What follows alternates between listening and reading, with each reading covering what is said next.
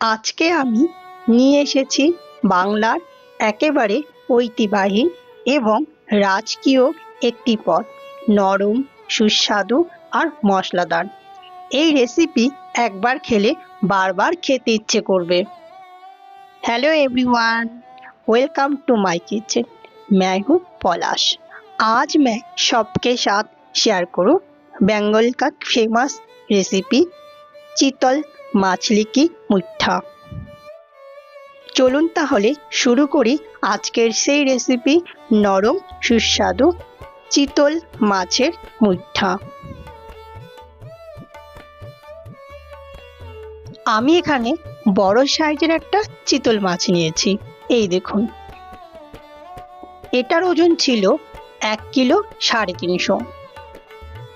তো এই চিতল মাছের পিঠের দিকটাই আমি কেটে নেব। আমি বাড়িতেই কেটে নিয়েছি। তো এই দেখুন, আমি পিঠের দিকটা কেটে নিয়েছি। আপনারা চাইলে বাজার থেকেও কেটে আনতে পারেন। তো আমি বাড়িতেই কেটেছি, তো পিঠের দিকের অংশটাই নিয়েছি।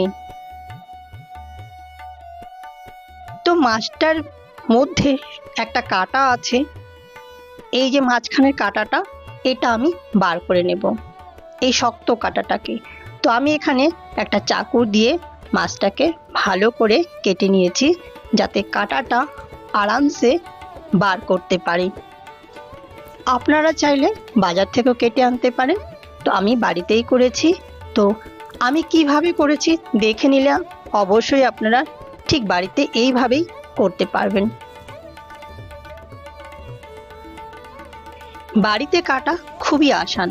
এই দেখুন, আমি সুন্দর করে কাটার শক্ত দিকটা চাকু ধরে আরামসে ধীরে ধীরে কেটে নিয়েছি। এক সাইড হয়ে গেছে, এবার আর এক সাইড। তো চাকুটা একটু ধারালো হতে হবে, তাহলে কেটে যাবে। তো আমি চাকুটাকে ঢুকিয়ে ঠিক এইভাবে করে আস্তে আস্তে কেটে মাঝখানে যে শক্ত কাঁটাটা আছে সেটা বার করে নিয়েছি।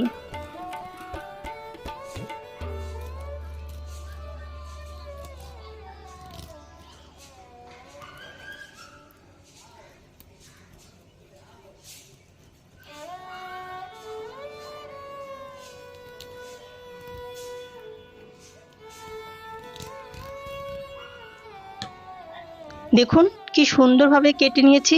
এবার একটু টান দিলে কাঁটাটা উঠে আসবে। চিতল মাছ কিন্তু খুব নরম। তো এই দেখুন, আস্তে করে টান দিলাম আর কাঁটাটা পুরোটাই উঠে চলে আসলো। দেখুন কাঁটাটা, তো শক্ত কাঁটাটা বের করে নিয়েছি। এই দেখুন, তো এটা থেকে এবার আমি চামচের সাহায্যে কুড়িয়ে মাংসটাকে বার করে নেব, মতলব মাছটাকে। এইভাবে আমি চামচ দিয়ে আস্তে আস্তে টেনে টেনে মাছের মাংসটাকে বার করে নিয়েছি। তবে হ্যাঁ, এইখানে একটা কথা বলি, এই দেখুন, কথাটা হলো মাছের কাঁটাগুলো যেইভাবে ভাঁজ করা, যেই দিকে থাকে ঠিক সেই দিক দিয়ে টান দিতে হবে।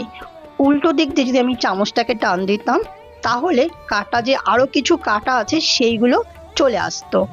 তো হয় না, যেমন কাঁটার একটা ভাঁজ থাকে, ঠিক এইভাবে যেই দিকে কাঁটাটা আছে, হালকা পাতলা যেই কাঁটাগুলো আছে, সেইভাবে টেনে টেনে আমি মাছের গায়ে থেকে মাছের মাংসটাকে বার করে নিয়েছি। তো এইটা আপনাকে খেয়াল করে কাটতে হবে যে কাঁটাটা কোন দিকে আছে, ঠিক সেইভাবে।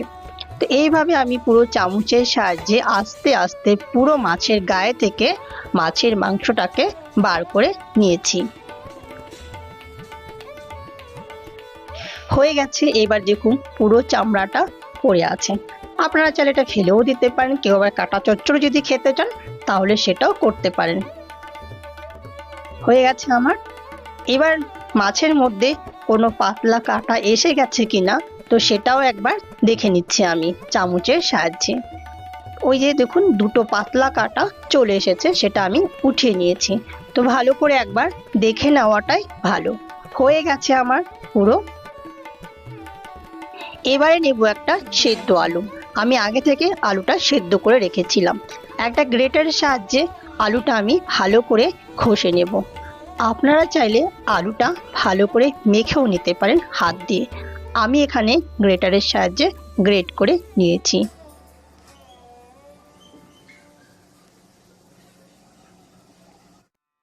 আলু গ্রেট হয়ে গেছে। এবারে আমি 1 চামচের মতো কর্নফ্লাওয়ার দিয়েছি বাইন্ডিংটা হওয়ার জন্য।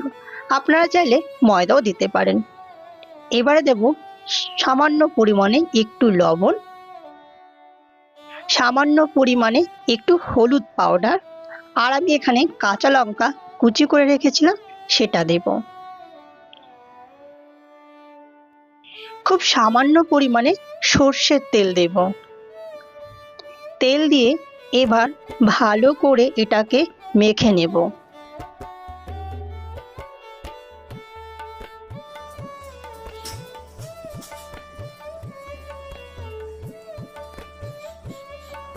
ভালো করে মাখা হয়ে গেছে।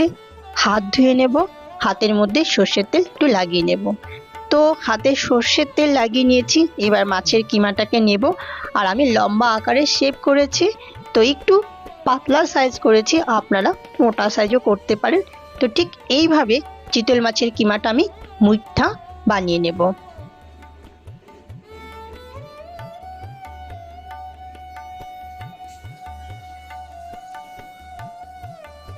তো অবশ্যই হাতের মধ্যে একটু সর্ষের তেল লাগিয়ে নিতে হবে।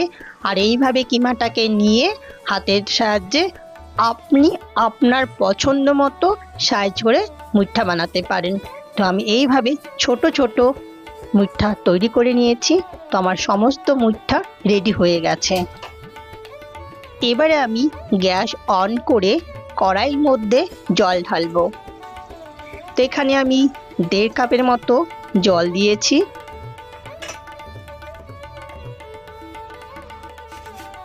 জলটা যখন ফুটতে শুরু করবে, তারপরে মুঠাগুলো এক এক করে দিয়ে দেব। এই দেখুন জলটা ফুটতে শুরু করেছে। এবার জলের মধ্যে এক এক করে মুঠাগুলো ছেড়ে দেব।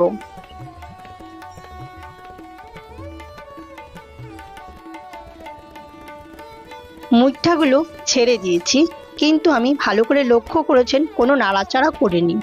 যখন মুঠাগুলো হয়ে যাবে না, একা একাই উপরের দিকে ভেসে উঠবে।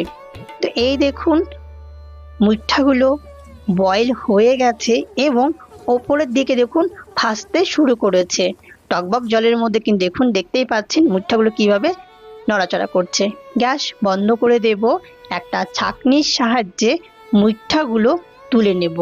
আর ওই যে গরম জলটা দেখতে পাচ্ছেন, চাইলে আপনি ফেলে দিতে পারেন, বা যখন গ্রেভি করবেন ওই গরম জলটা ব্যবহার করতে পারবেন। আমি এখানে তাই করেছি। তো সেদ্ধ হয়ে গেছে আমার। আবার কড়াইটা গরম করে নেব। এখানে সর্ষের তেল দেব, কারণ আমাকে মুঠাগুলোকে ভাজতে হবে। তেল গরম হয়ে গেছে। এক এক করে মুঠাগুলো দিয়ে আমি ভেজে তুলে নেব। কড়াইটা যেহেতু ছোট, তাই আমি 3টে মুঠা দিয়েছি। আর মুঠাগুলোকে হালকা ব্রাউন করে ভেজে তুলে নিয়েছি।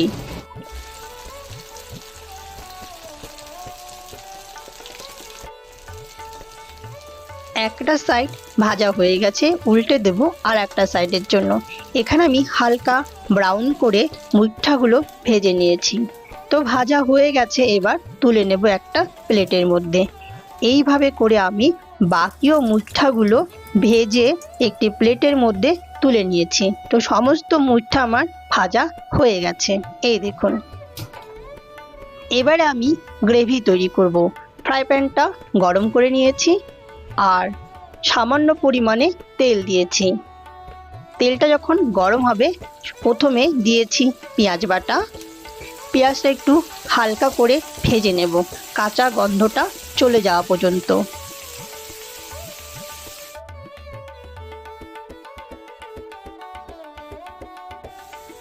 পেঁয়াজ ভাজা হয়ে গেছে।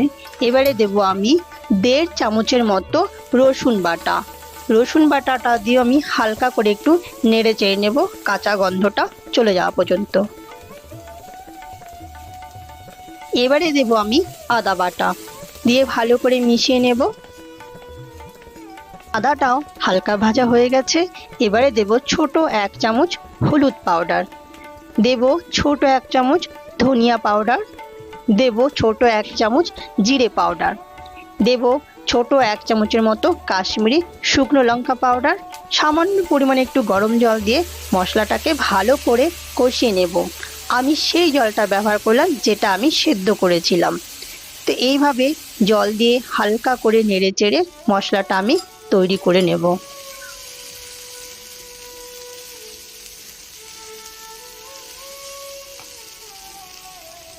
মশলা কষানো হয়েই গেছে, এবার একটু দেব সামান্য পরিমাণে লবণ। দেখতেই পাচ্ছেন মশলা থেকে তেল ছেড়ে দিয়েছে, তো লবণটা দেব স্বাদ অনুসারে।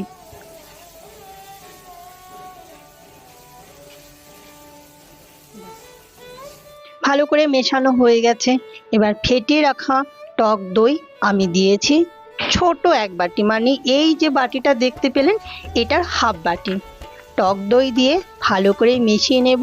এই মুহূর্তে আমার গ্যাসের ফ্লেমটা একদম লো করা আছে, একদম লো দিয়ে ভালো করে টক দই দিয়ে মেশাতে হবে কন্টিনিউয়ার। আমি দেখুন চামচটাকে চালিয়েই যাচ্ছি যাতে টক দইটা ফেটে না যায় এবং মশলার সঙ্গে ভালো করে মিশে যায়। এবারে দেব একটু গরম জল দিয়ে ভালো করে কন্টিনিউয়ার এটাকে মেশাতে থাকবো। এবারে দেব একটু জল, গ্যাসের ফ্লেমটা মিডিয়ামে নিয়ে আসবো। বাস ভালো করে মিশিয়ে নেব।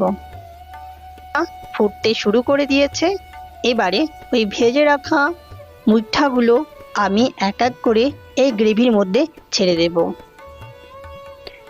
দিয়ে দিলাম মুঠাগুলো গ্রেভির মধ্যে ছেড়ে, এবার ভালো করে মিশিয়ে নেব। গ্যাসের ফ্লেম আমি মিডিয়াম টু লোতে রেখেছি।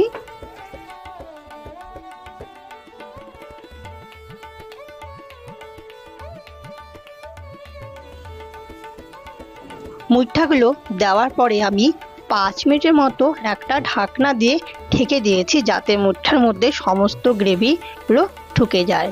5 মিনিট হয়ে গেছে, ঢাকনাটা তুলে নেব।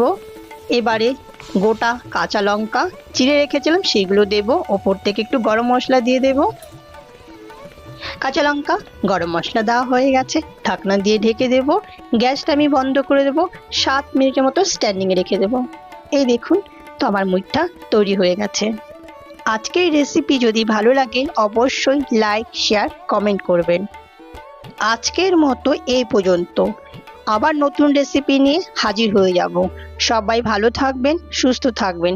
এতক্ষণ সঙ্গে থাকার জন্য সবাইকে धन्यवाद। फिर से मुलाकात होगा नए रेसिपी के साथ। पूरा वीडियो देखने के लिए सबको बहुत बहुत धन्यवाद।